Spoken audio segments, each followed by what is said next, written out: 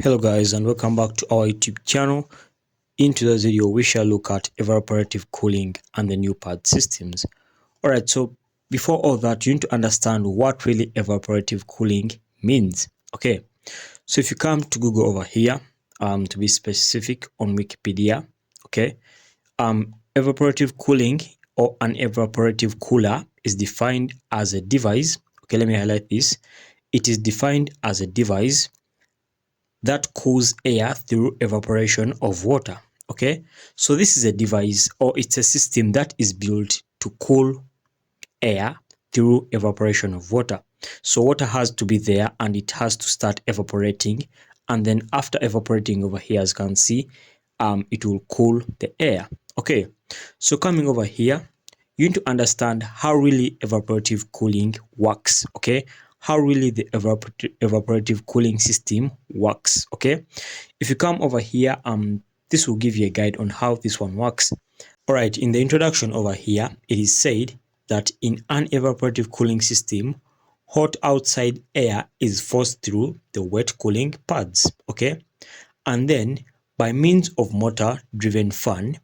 So this means in the whole system, hot air is forced outside, and then it's forced by means of a motor driven fan. Okay, so inside there must be a motor driven fan in the cooling system, and then with this motor driven fan, this hot air will be forced outside. Okay, all right, so the cooling pads over here are moistured continuously by water, and then delivers water and cooling pads. So this means the cooling pads are then moistured by the water itself, which is within the system.